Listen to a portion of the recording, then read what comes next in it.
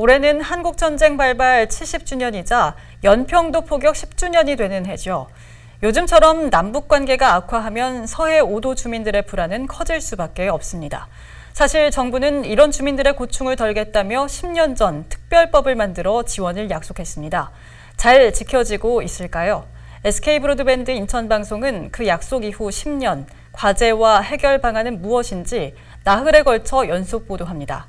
먼저 첫 순서로 연평도 포격 뒤 주민들의 삶은 어떤지 들여다봅니다. 이정윤, 이형구 기자가 연속 보도합니다. 2010년 11월 23일 오후 2시 34분, 평화로운 섬마을 연평도에 포탄이 떨어지기 시작합니다. 순식간에 화염이 치솟고 마을은 아수라장으로 변합니다. 놀란 주민들은 황급히 대피하고 수업을 받고 있던 학생들도 가까스로 몸을 피했습니다. 북한군은 12분 동안 150여 발의 포사격을 가했고 60여 발이 연평도에 떨어졌습니다.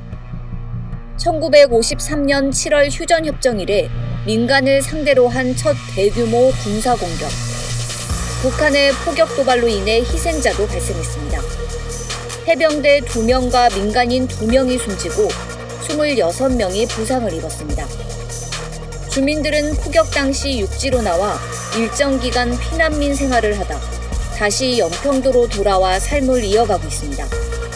연평도 포격 사건이 발생한 지 올해로 10년이 됐습니다. 이곳 연평도 주민들은 차분하게 일상생활을 이어가고 있지만 지역 곳곳에는 이렇게 포격의 상흔들이 여전히 남아 있습니다. 형체를 알아볼 수 없는 주택들.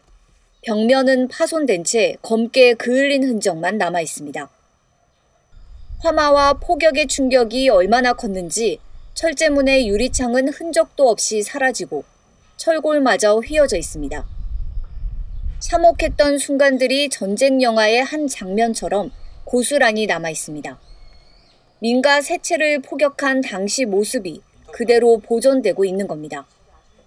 포탄이 떨어진 흔적도 그대로입니다. 해안가 벽면이 뻥 뚫린 현장. 방사포 포탄이 떨어진 그날의 공포와 아픔이 전해집니다. 끝에 두 번째 집인데 산에가 떨어져갖고 새빨갛게 불빛이야. 근데 그래도 비껴서 우리 아들이 그냥 물 갖고 가다 물 뿌리면 그냥 해갖고서는 집으로는 안 들어갔어요. 그때 하여튼 뭐 여기 뭐 정신 없었죠. 뭐 그때는 그냥 뭐 포격 났으니까 우리가 그냥 여기 문도 막 열어놓고 그냥 나가고 그랬거든요. 좀 많이 잊혀지긴 했는데도 이제 또 다시 이런 저기가 또 이제 시끄러우니까 그때처럼 그렇게 되지 않을까 하는 불안한 마음이 있죠. 연평도 포격이라는 큰 충격에도 이곳으로 다시 돌아온 이유는 삶의 터전을 지키기 위해서입니다. 깜깜했어요. 진짜 일하다가 내려오는데도 진짜 포격이 날라오고 막 이러는데요. 뭐 우리 집이니까 뭐 이리 와야죠. 뭐 어떻게. 처음에는 다들 안 놀랐어요.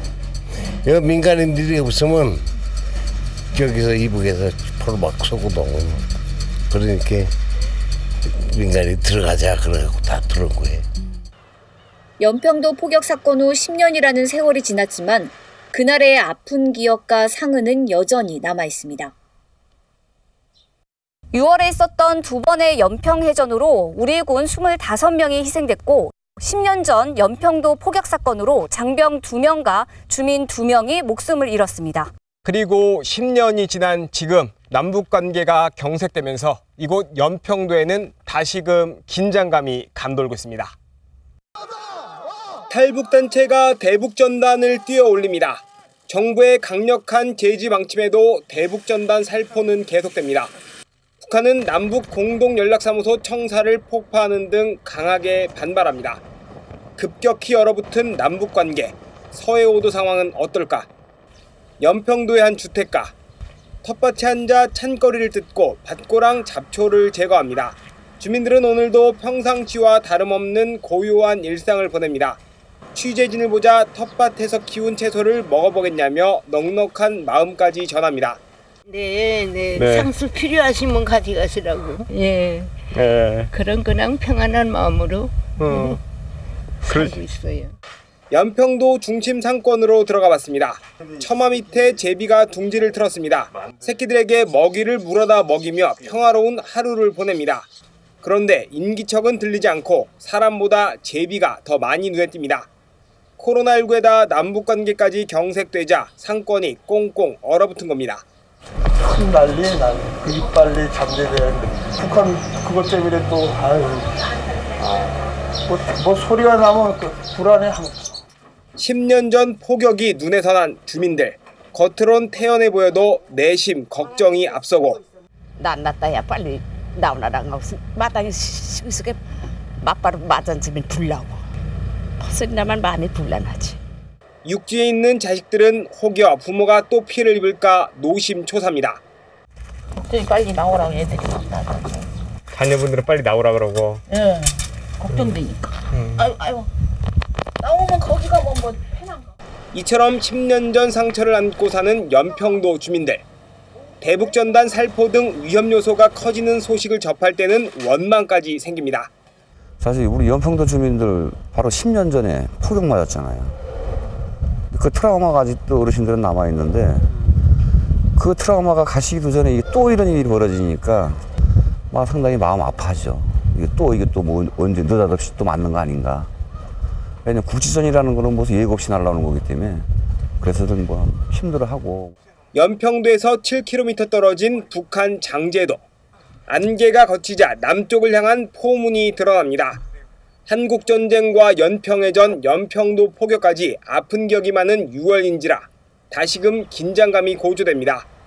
그런데 20년 전 6월에는 평화의 희망이 싹트기도 했습니다. 남북 지도자의 역사적인 만남 속에 6.15 공동선언문을 채택했습니다. 남과 북의 자주적 통일을 다짐했고 경제적 협력을 비롯한 교류 활성화를 약속하기도 했습니다. 20년 전 약속이 실현돼 6월의 아픈 기억을 모두 지우고 이 땅에 평화가 뿌리내리는 날이 오길 기대해봅니다. 인천뉴스 이영구입니다.